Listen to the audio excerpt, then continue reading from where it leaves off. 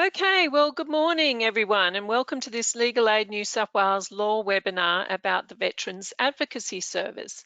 My name is Kerry Wright, and I work in the Community Legal Education branch at Legal Aid New South Wales. So this webinar will take about an hour and possibly run over by about 15 minutes in total, which includes time for questions and answers at the end. We apologise that there's no live captioning for this webinar. However, the webinar is being recorded and you can watch this and other recorded webinars on the Legal Aid New South Wales YouTube channel, and you can enable the captions then. After the webinar, you will receive an evaluation survey, and we really appreciate your feedback. We look at that and helps us plan for our webinars for next year. And you'll also receive an email with links to resources and further information about what our speakers talk about today. So the purpose of this webinar is to explain the work of the Veterans Advocacy Service and how you can help your clients to access their supports. So for those of you who are joining us today who haven't had any experience with GoToWebinar, we'll just quickly go through the control panel for the webinar. It's particularly how you can ask us questions. So you can type in your questions at any time. Kate and Nick have said that I can ask your questions as they come through, as if they relate to what they've just spoken about, but we may leave some to the end depending on how we're going. If your questions are a little bit more detailed about a client's circumstances, we'll probably take those on notice. The questions are recorded, so we may follow those up after the webinar. So in your control panel, you'll see a section called questions. That's where you can type in your questions to us. Don't be shy about typing in questions, only I can see them and I'll be reading them out.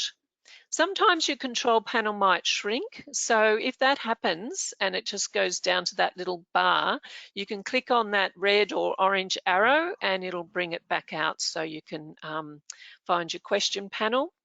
And if you're having any trouble hearing us during the webinar, you do have the option to join by the telephone. You can click on that button under audio that says phone call and it'll give you the details of how to call us and the PIN number. And then you can also, well, you can watch along then the presentation and listen with your phone. And we also recommend that you close any other devices around you using your Wi-Fi that might help with the broadband to hear us. Okay, just to check that you all can hear us, maybe you could tell us where you're listening from today. I have actually had someone say good morning, so at least they could hear us. So here we go. Wunji, Southern New South Wales region. Yeah, so that's good. So it looks like people can hear us. That's great. Good to know. So we'll get our webinar started now, and I'll introduce you to our guest speakers from Ballarat. Wow, that's exciting, especially seeing that the Victorian border's now opened. We're all very excited to be joined up again. So we look forward to meeting up with our Victorian friends. Gadigal land in Sydney. Okay, so let's move on at our webinar. So, good morning everyone and welcome to this Legal Aid New South Wales Law webinar about the Veterans Advocacy Service. My name is Kerry Wright and I work in the Community Legal Education branch at Legal Aid New South Wales. I'm here today with Kate and Nick, who both work for the Legal Aid New South Wales Veterans Advocacy Service. Hi Kate, hi Nick. Good morning. Morning. To begin, we would like to acknowledge the traditional owners of this land. We would also like to pay respect to the elders of this land, both past and present, and extend that respect to other Aboriginal and Torres Strait Islander people attending today or watching the recording. So the purpose of this webinar today is to explain the work of the Veterans Advocacy Service and how you can help your clients access their supports. We also want to bring to your attention that on your control panel there's a number of handouts which are there for you to download today before we end the webinar, including a copy of the presentation that we'll be using. And those handouts are the resources recently produced by Veterans Advocacy Service there'll also be links in the follow-up email. So Kate and Nick, do you want to tell our audience about your roles in the Veterans Advocacy Service? Do you want to start, Kate? Yeah, sure. So, good morning, everyone. My name's Kate Hare. I'm a solicitor at the Veterans Advocacy Service. So, my role involves advising veterans about the claims process for accessing veterans' entitlements and also reviewing decisions that they might have received from the Department of Veterans Affairs, also the Veterans Review Board, and we can give advice about whether they have prospects of appealing that decision to the Administrative Appeals Tribunal or higher courts, including the Federal Court. And yes, I'll pass over to Nick. Okay, thanks, Kate. Thanks. Yes, my role is very similar, but I'm not a lawyer. I'm a lay advocate. And the Veterans Review Board, while lawyers can assist clients through most of the process, we do need some lay advocates in our team for actual appearances at the board. So one of my colleagues, Tony, and I are lay advocates, and so we take matters from the solicitors when it's an actual hearing at the board. Otherwise, we're doing the same, which is advice and assistance with veterans' entitlements. Okay, thanks, Nick. All right, so the slide that's coming up now is to just show you what we'll cover today: how to identify veterans that need help, resources to raise awareness about the Veterans Advocacy Service, what the Veterans Advocacy Service does, and how they can help your clients. And just a disclaimer that before we start, that the information today is a general guide and should not be relied on as legal advice. And at the time of preparing this presentation, the information is correct and may be subject to change. But we'll give you lots of contacts for how you can get in touch with the Veterans Advocacy Service to make those referrals. So we'll start with you, Nick. The slide that's coming up: have you ever served? Why should community and health workers ask this question? Have you ever served? It is important to ask the question because veterans don't necessarily volunteer the information. Some veterans just don't think it's relevant. Others may have been seriously injured in service and don't want to identify as military veterans. But it is really important that we ask, because there could be entitlements, including financial and medical entitlements, that people are unaware of, and they may need assistance navigating the very complex system of claiming and in getting their entitlements. We use the term veteran really loosely to describe all current and former members of the ADF, whether in the full-time service or the reserves. And it's useful to remember that veterans can be young or old. Some veterans have discharged in their early 20s, and of course we have veterans from previous service all the way into their 90s. They can be men, women, Indigenous Australians. You really can't tell until you ask the question. It's important to know that there isn't good mapping of where veterans are in Australia, and we estimate that there's about 650,000 veterans in Australia, although only a minority of these are currently getting entitlements through veterans legislation. Okay, thanks, Nick. So I thought we might launch our poll question. We were just going to get an idea of our audience today, whether they have veterans accessing their service. So I'll just quickly launch that poll. So we just want to know, do you have veterans accessing your services? Yes, no, or unsure, as we don't ask. So just waiting for people to participate. We've got people joining us as we just started the webinar. I think the most people have voted now, so I will close that and share the results with you, Kate and Nick. So you can see there 58% have said yes. That's great. People already identifying veterans are using their service.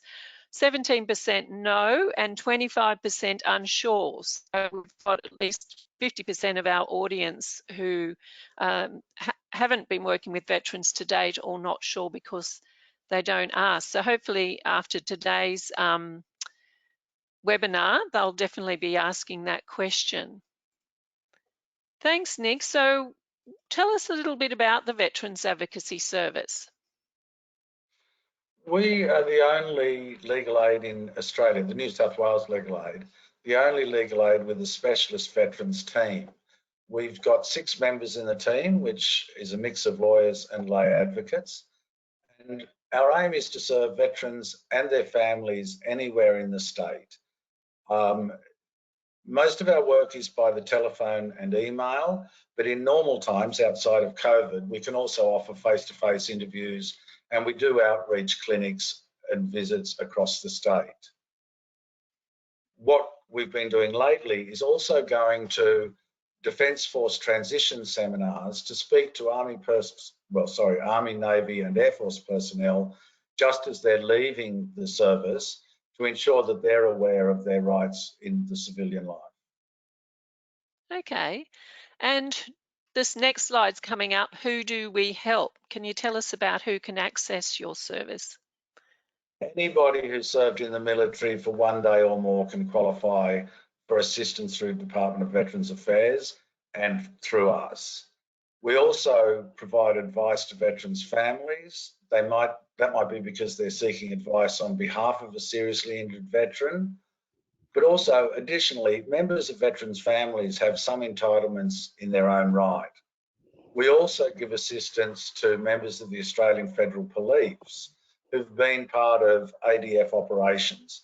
They're things like the peacekeeping and peacemaking operations. A couple of examples are East Timor and the Solomon Islands recently, you might be aware of. Everybody, veterans and their family members, will get free information and advice from us, and higher levels of support and representation are targeted to those most in need. Okay, thanks, Nick. Well, we might bring you into the conversation now, Kate. Can you explain to our audience about veterans law? Sure. So veterans law is an incredibly complex area of law, and that in part arises because there are 3 separate pieces of legislation that deal with veterans' entitlements and the claims process. Now, under all of these acts, benefits are linked to injuries caused by military service. However, there are technical differences in each of those acts. So first of all, figuring out which act applies to a particular veteran can in itself be quite complicated, as the acts often overlap, and which act applies can often depend on dates of service, the type of service, and also the date of onset of a particular medical condition. So in order for a veteran to claim a benefit, liability for the veteran's injury or disease has to first be accepted by the Department of Veterans Affairs. And this in itself can be quite contentious, and it often involves an extensive evidence gathering process by the veteran or their advocate. It can also involve having to appeal a decision if the department doesn't accept liability in the first instance, and this can involve going to tribunals or otherwise to courts, and that often requires expert medical evidence and other witnesses to provide supporting evidence. So it's quite a complicated process. Once liability has been accepted by the Department of Veterans Affairs, the veteran can then claim various types of benefits under the legislation. These benefits can include things like compensation for permanent impairments, incapacity payments, pensions, medical treatment, which can include access to a white or gold card, access to rehabilitation, and also claiming for ancillary services, which can involve getting help around the home, so for cleaning or gardening. It can also involve home or vehicle modifications depending on the injury that the veteran suffers, and also can include mobility aids. So as you can tell, it is a really complicated area of the law, and a professor called Matthew Groves, who's written a textbook on military law, has said that veterans are faced with a compensation system so complex that even George Orwell might have struggled to imagine its nightmarish details. So that's just to give a bit of a flavour of the area that we're operating in or veterans are working with as well. That doesn't sound very good at all. So, okay, well, thanks, Kate. And how does the Veterans Advocacy Service help veterans access the law? So, as I explained, the law is really complex, and that's why we think our service is really valuable for veterans. Veterans who've left defence due to an injury or a disease, they might not be working or earning a wage in civilian life, and they might be struggling to adapt to the lack of structure that they had in defence. And this can often be compounded by the bureaucracy of the claims process and the complexity of the law. And that's where we really aim to step in to relieve some of those pressures. As I've mentioned, the entitlements under each act can differ, and what a person is entitled to can depend on which act they're covered by, whether they were engaged in warlike or non-warlike service, the injury, how their injury is linked to service, and the level of incapacity that they suffer from and their ability to engage in activities of everyday life. When DVA is determining entitlements or liability for an injury, they'll rely heavily on a veteran's service medical records to find evidence of the injury or disease. One problem with this is that veterans have often covered up their injuries while they have been serving. And this could be for a multitude of reasons, but often it might be because they don't want to miss out on deployments, or there's a perception that disclosing injury or disease would be considered to be weak, and it's just not in line with the culture. So this can make finding the necessary evidence to pursue these claims quite difficult. Not impossible, but it does involve a bit of lateral thinking, and that's why we think it's really useful for veterans to engage with our service, because we have advocates and lawyers who are quite familiar with the process and can help them navigate that evidence finding process as well. Another thing to bear in mind is that claims with DVA can take many months to get a decision. And if a decision is received that is not in the veteran's favour, the appeal process can add even more months. So it can be quite a time-consuming process. And this is the same in addition to claiming veterans' entitlements. Veterans can also make claims against their military superannuation, and we can also assist veterans with reports of abuse to the Defence Force Ombudsman, and this can also be a timely process. So it's for these reasons that our lawyers and advocates can manage that process with veterans, and we think it can be really useful for them to have the support from our service in stepping them through that process. Okay, thanks, Kate. Well, we're now going to look at a case study which is about Frank, to demonstrate what you've just been talking about. Do you want to take us through this case study, Kate? Yeah, sure. So Frank is an Indigenous man who attended one of our regional offices.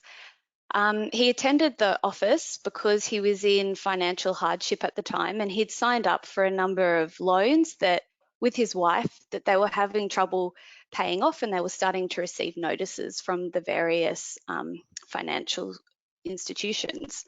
So in his first appointment, the legal aid solicitor, when taking down some of Frank's details, asked him the question, had he ever served in the military?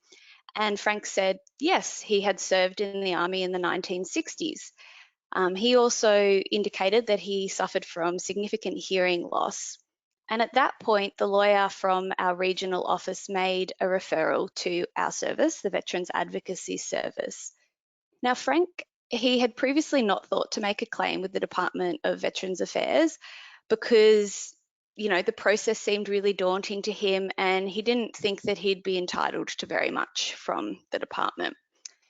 However, when we had a chat with Frank, we identified that he had been exposed to weapon noise in his army training and exercises. And so, Frank went and got an audiologist report, and we sent this into DVA with claim forms for this injury. And what happened was DVA accepted liability for the claim, and Frank was awarded $60,000 for compensation for this permanent impairment. So, you know, this process went relatively smoothly, and it was quite straightforward. And the compensation which Frank received made a real and significant difference to his life and for his wife. Because when they'd initially attended the legal aid office, they were in real financial difficulty. And we think it's a really good demonstration of how asking the question of clients, have you ever served, can, you know, help clients tap into significant benefits that they'd previously been unaware of. Yes, and it's a great example of legal aid officers working together as well with the specialist team. So that's great. Thanks, Kate. So Nick, you're going to take us through this next slide about the extra benefits and services that the Veterans Advocacy Service can help people access.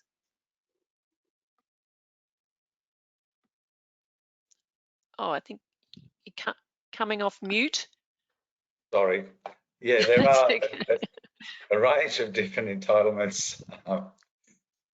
One really important one is free access to healthcare for any mental health condition, whether it's service related or not. So all veterans can have access to psychologist and psychiatrist support, and they don't need to go through the process of establishing a link to their service.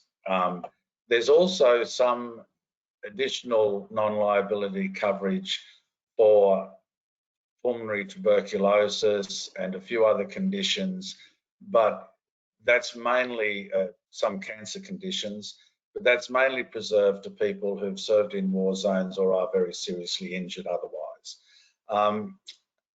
One of the other things that Kate's mentioned is accessing an invalidity pension through military super. If you're medically discharged from the Army, you immediately qualify for a ComSuper pension. We've found that people may have just, particularly if they've had a hard time in the military, just wanted to get out quickly, so they've left voluntarily. But they could have been medically discharged on the medical evidence at the time. We've been assisting people to make those retrospective medical claims through ADF, but also directly through ComSuper. And sometimes the benefits there can be quite significant. And there is a principle of no double dipping, so we have to consider how a ComSuper payment would affect their Department of Veterans Affairs payments. The two are offset against each other. But it's usually of benefit to the veteran if they should have been medically discharged to pursue those rights. We also, I think everyone's aware that there's been a lot of publicity around bullying and abuse and assaults in the military, and there is a continuing entitlement to reparation payments for serious abuse that happened in the Defence Force before 2014. 2014 is the cut-off date because it was then that Defence had implemented new and better policies and procedures to respond to bullying and abuse. But you can, and we assist, make an application to the Defence Force Ombudsman, who can offer a range of benefits. They can offer counselling, restorative engagement meetings, which are a facilitated and safe space meeting with a senior representative of Defence who will hear the person's story and give a response on behalf of Defence, usually an apology. They can also make a recommendation that Defence pays a reparation payment. This is a tax-free payment, and it can be either $20,000 or $40,000, $45,000, depending upon the severity of the abuse. And it can also include an additional amount of $5,000 if Defence did not respond appropriately or protect the person appropriately from the abuse. We also do a lot of referrals to other organisations that can help. There are most Australian communities have a local RSL. and they often offer welfare services to veterans, and many also offer free advice and advocacy similar to our services. There's also an increasing amount of charities that are now specifically targeting military veterans, and we aim to match people up according to their needs with a charity that can assist them. There's also many associations based on the units that people served in, and many of them also offer welfare services. So we're looking at the whole of the veteran's circumstances, and aside from the legal issues, we're trying to offer a wraparound service that considers their welfare needs as well. Okay, thanks, Nick. So what happens when a veteran calls your service? This slide up here saying how we help. Well, most of the work, as I said before, is via email and telephone. So all callers will get basic information and advice. We then do an assessment of their needs and target our additional support to those who have any kind of barrier in advocating for themselves and navigating the bureaucracy. We can assist collect evidence, as Kate mentioned. We use freedom of information legislation to look at their medical records ourselves. Often something can be found that DVA is missed. We assist clients to collate all the evidence and lodge the actual claim. And in lodging a claim, we can be listed as the person's representative. So DVA will communicate through us if that's the veteran's preference. If a client is unhappy with the decision of the department, with their written authority, we can represent the clients in all levels of appeal. That can include an internal review within DVA, or an appeal to the Veterans Review Board, the Administrative Appeals Tribunal, the Federal Court, and even the High Court if necessary. But there is a merits test that applies to all appeals, so we're going to advise about the likelihood of succeeding, and we need a reasonable expectation that we have a good argument. Occasionally we'll assist somebody where the benefit is just they get to tell their story to the Veterans Review Board, and we're often working with veterans with more than just their DVA entitlements, as I mentioned. So we always do a comprehensive law check to identify other legal issues they might have. These tend to be homelessness, debts, family or criminal law matters, and we do referrals to the other specialist legal teams at New South Wales Legal Aid. We also look to support the general advocacy network for veterans, and we're looking to expand knowledge about veterans' needs and their entitlements. And we engage with a number of groupings of veterans advocates, including we host 4 professional development forums a year for ex-service organisation advocates, where we share recent judicial decisions and experience with some of the more difficult aspects of the cases we've been dealing with. Great, thanks, Nick. All right, well, take us through this this next slide where about the referrals you make to assist veterans with complex needs. As I mentioned, there's the other specialist teams in legal aid. There's an extensive network of ex-service organisations. It's more than just the RSL. There are unit groups. There's also people like the Bravery Trust and Soldier On that you may have heard of. But we also use general welfare services because veterans have just general welfare needs. So homeless services, financial aid services, financial counselling, etc. And quite often, connecting people with medical services is important. The sorts of things that we can connect with are Open Arms Counselling Service, which is now within the Department of Veterans Affairs, but was started by the Vietnam Veterans Association. And also just ensuring that they're getting proper support so that they're connecting with all the medical services that they require. This can be quite daunting for somebody who comes out of the military and is not familiar with the way civilian systems work. In addition, legal aid has won the tender and is developing an independent legal service to assist veterans and their families engage with the Royal Commission into Veteran Suicide. Now, this is going to be open from November the 1st and has an extensive team of solicitors who are going to be able to help veterans and their families with the complexities of presenting their story to a Royal Commission. You'll note the information line and the website there. That will be open. They will both be available from the 1st of November, so in a couple of weeks' time. They'll take referrals from all around the country.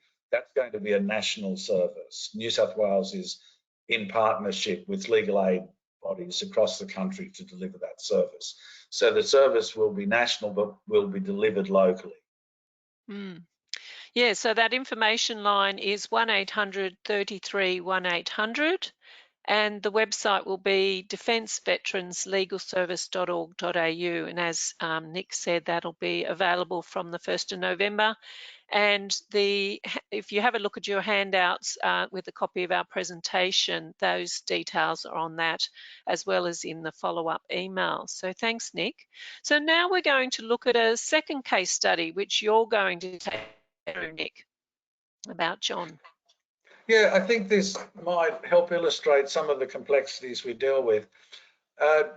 John was referred to us from his court-ordered drug rehabilitation service. He got into a little bit of criminal problems, and the problem was he had substance and drug abuse problems and some gambling problems. So John was referred to us by his drug rehab service, where he'd accrued a debt of over $5,000 for the accommodation and their services. Now, because he had some prior accepted physical and psychological injuries, we were able to get the Department of Veterans Affairs to pay for that debt and to pay for his continuing treatment in the drug rehabilitation. But we also identified several unmet needs that John had. He was going to be homeless once he was discharged from rehab. So we identified further injuries that he should have claimed, and we were able to claim those injuries and established that he should have been getting incapacity payments to replace his lost income because he couldn't work.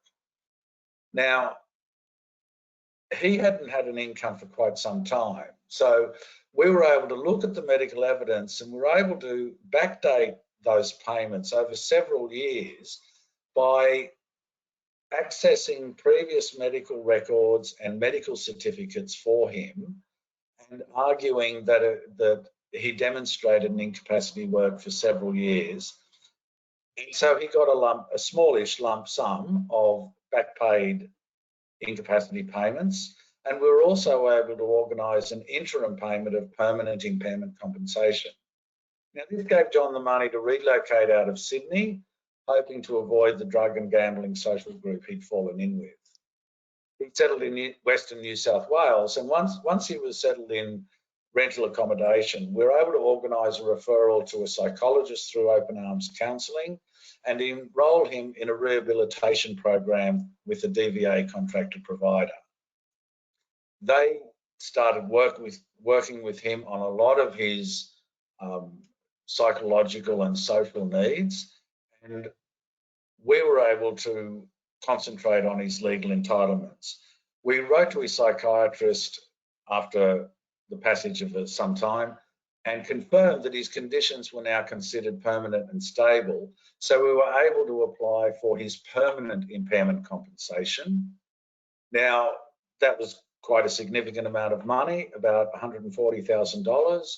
And for John, this meant he could again relocate back to the coast to be close to his family. And with his higher regular income and the permanent impairment compensation, he's now looking forward to purchasing his own home and leaving the insecurity of the rental market. So by looking at all of the complexities and linking him with a number of other service providers, we've been able to make a significant contribution to his well-being and his current lifestyle. Yeah, that's a wonderful story, and I can see that that's quite a long-term engagement with John. That work happened over about 3 years. So one of the things we often tell our veterans is the The thing you need most is some patience with the department. Well, it's just so wonderful that the Veterans Advocacy Service can stay working with a client for that long. It's such a fantastic service. Okay, so Kate, do you want to take us through this slide, which just to summarize some of our key messages? Yeah, sure. So just wanting to recap today. And first of all, I think the point is veterans can be really of any age. So they can be people in their early 20s up to, quite elderly clients. They can include men, women, First Nations people, and they often won't or may not mention that they've served in the military unless you ask them that question. They can often struggle in the civilian world and have unmet legal and other needs. And because veterans law is a complex and specialist area, it's important to ask the question because it can offer injured veterans significant support for their financial and personal well-being. And so as you can see in this slide, asking those questions can really help veterans get to know their rights, help them access entitlements, and also, make referrals to assist them with their dealings with the Department of Veterans Affairs. And I think this next slide has got something to celebrate on it. Yeah, so this slide shows the work of the Veterans Advocacy Service over the last financial year, and it shows the dollar figure of compensation that we were able to obtain, compensation and reimbursement for our clients. A really important thing to notice, I mean, it's a really significant number there. However, that figure only represents back pay and lump sum compensation, and it does not include the value that we have been able to obtain for veteran clients of ongoing entitlements to financial support. And it also doesn't capture the value of medical and wellbeing services that we're able to refer and link clients in with. So it's a really great figure and something that we do celebrate, but it's just a piece of the story there. Yes. And as the slide says, it's less awesome that veterans don't get that assistance. So incredible work. Congratulations. So Kate, take us through these new resources that have been developed for the Veterans Advocacy Service. Yeah, sure. So Legal Aid has developed some resources to help community workers, so hopefully all the attendees of this webinar and also veterans understand the work that we do. What you can see here is a bit of a snapshot of these resources that we have developed. So we have some general posters and also one that has been developed for Aboriginal and Torres Strait Islander veterans. And we also have a fact sheet, and that fact sheet is written in plain language and can be suitable for clients with average literacy. And we think it's also a really useful resource for community workers to have with them and to enable a discussion with clients who may be veterans about our service if they are thinking of making referrals to us. In addition to the posters and fact sheets, we have some wallet cards, and these are designed to be given to veteran clients so that they can take them away and put them in their wallet or mobile phone so that they can make contact with our service. That could be really useful if you're having a discussion with a client who doesn't commit to a referral but says they might want to go away and have a bit of a think about it, and then they can contact us directly. So if anyone listening to this webinar is interested in accessing some of these resources, they can be accessed on the publications page of the Legal Aid New South Wales website. And we think they've been recently developed, and we think they're a really useful way for community workers to start a conversation with clients about their service and hopefully make some referrals that will, be of value to their clients. And just a reminder to everyone that these are in the handout section on your control panel, so you can download a copy today, but you can also contact the Veterans Advocacy Service on 9219-5148 to send out copies of the posters printed out so that you get them in a format that's good to put up around your service. So thanks, Kate. Hopefully people can read the bottom of that slide. I'm just looking at my screen. It may have cut off, but it says search the Legal Aid New South Wales website for fact sheets and resources and use the keyword veterans to find and download these free resources, or contact the Veterans Advocacy Service on 9219 5148. Okay, so Kate, how are these workers going to refer veterans to you? So we're really happy to take referrals in, I guess, a way that's convenient for the community workers that are making those referrals. So that can be by phone or email. And we only really need some brief details about the client that you are referring to our service. It is our aim that we will get back to veterans referred to our service in 24 hours, within 24 hours. And in that first phone call back to the veteran, we'll basically introduce ourselves, explain our service and what we can do, and try and do some basic information collecting from the veteran to work out, where they're at in terms of claiming entitlements, and then formulate a plan going forward. One thing that we do want to stress is if you are working with a person who has indicated that they have served in the military, please feel free to make referrals to our service, even if the veteran says that they are already, accessing entitlements from the Department of Veterans Affairs, because it can be really useful to make that referral, even if it is just to check that the veteran is getting paid their full entitlements. Okay. And this next slide coming up is about another service that you offer to community workers.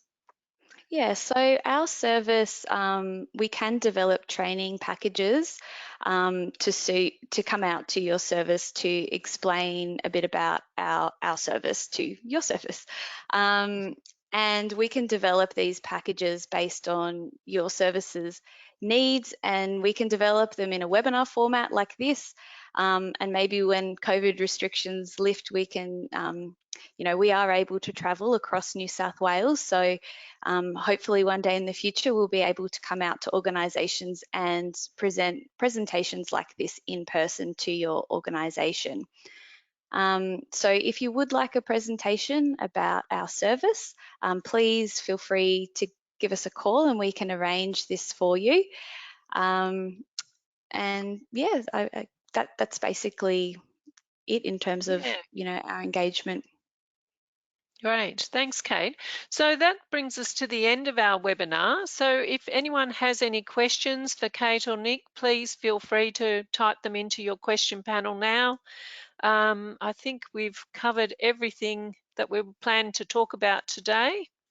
So we'll just wait and see. I'm bringing up this slide now, which has other details on it. So if you're watching this webinar as a recording and you have any questions, you can send them to cle@legalaid.newsouthwales.gov.au and we can forward them on to the Veterans Advocacy Service.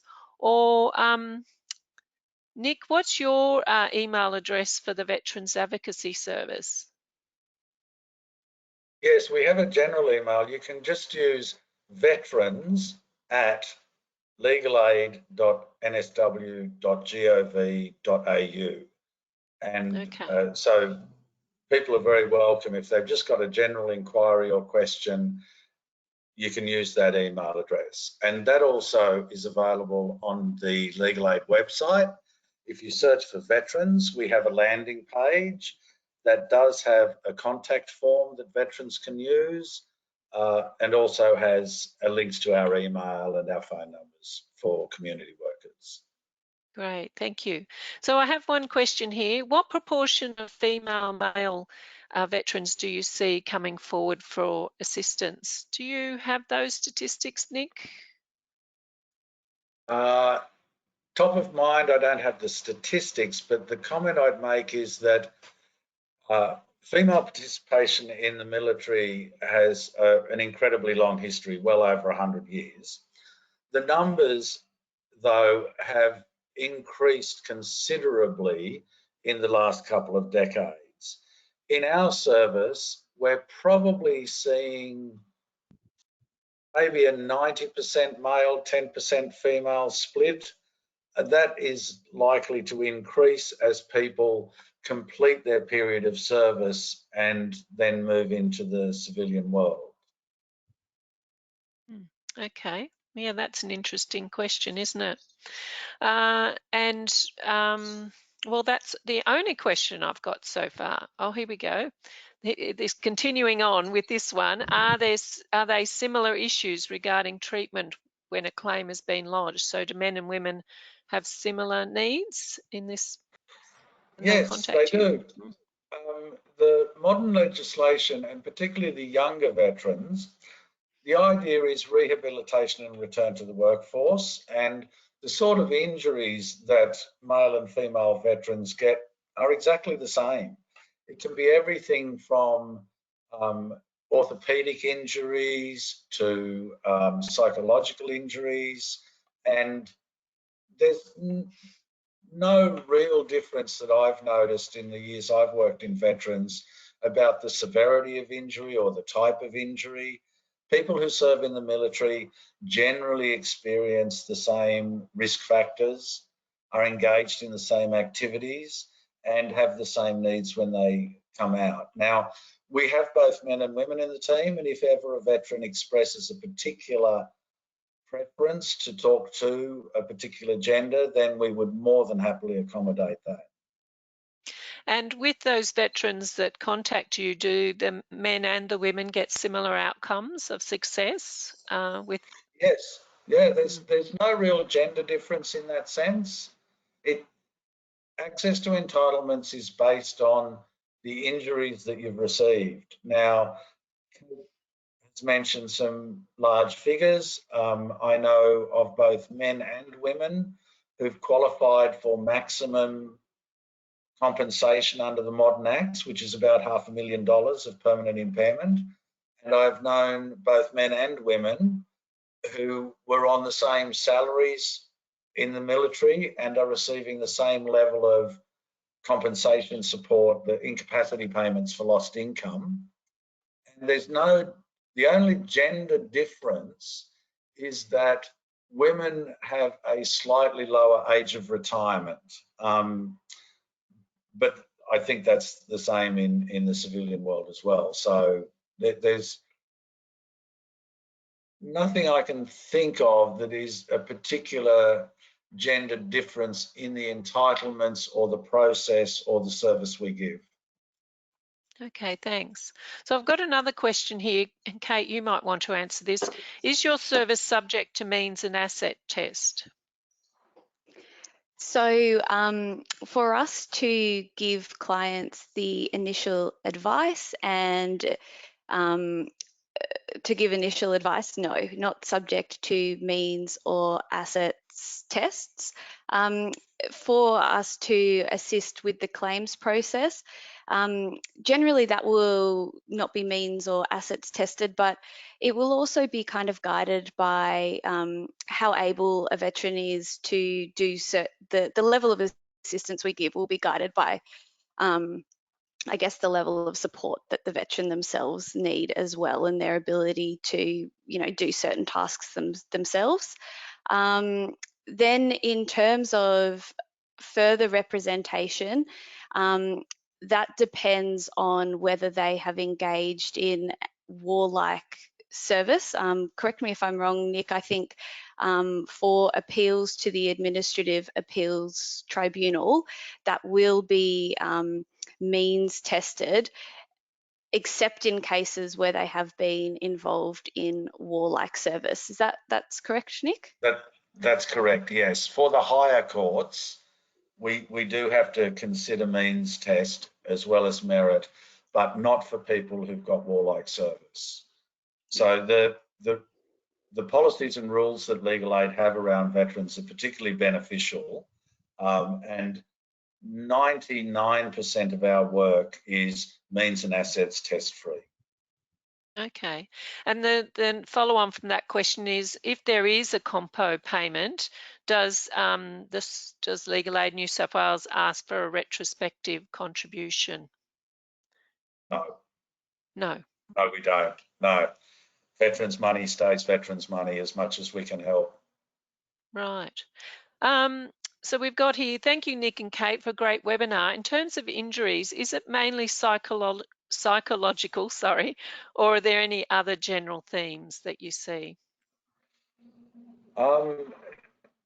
It's not mainly psychological, although many of our clients have got a combination.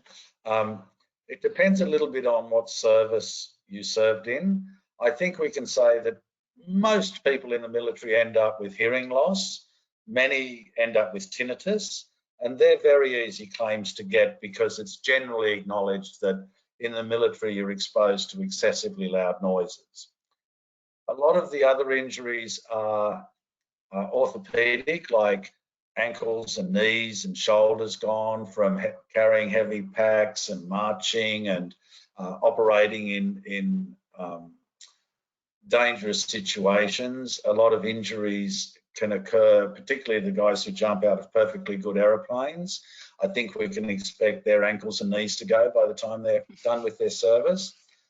But the range of things that can be service related is very, very broad. There's exposure to chemicals that can cause various diseases and conditions. There's just the normal workplace accidents. One fellow that we assisted was loading crates and fell off a platform and did his back in.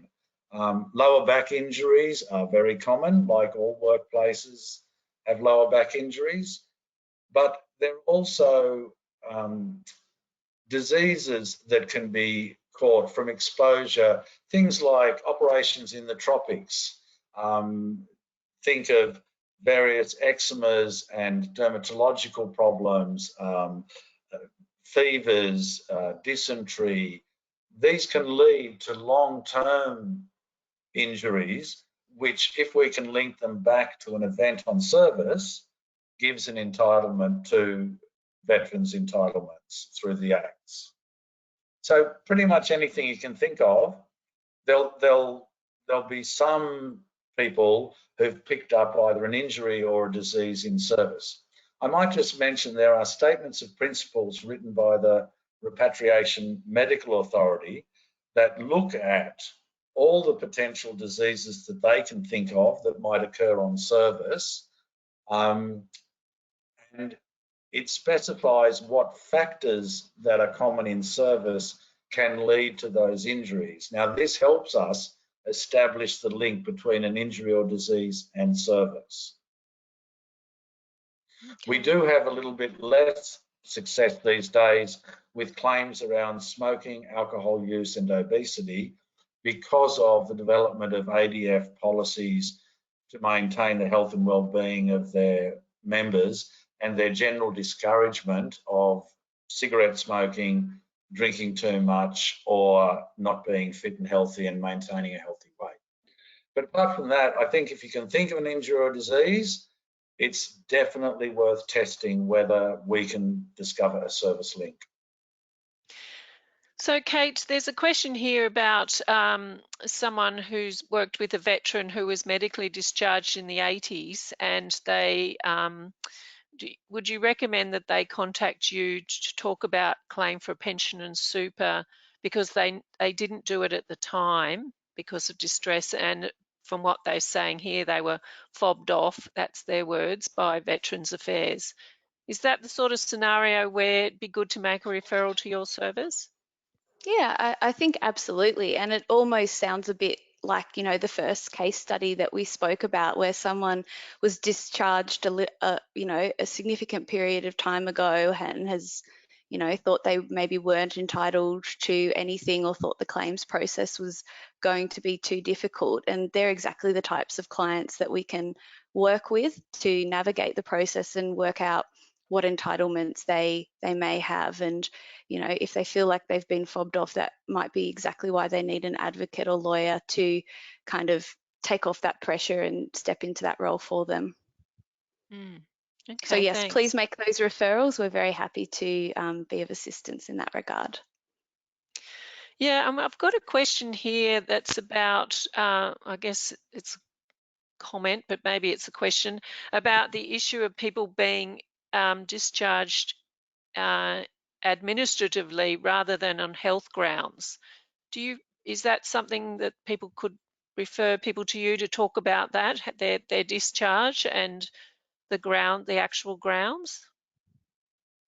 Yes, there's a number of reasons that happens.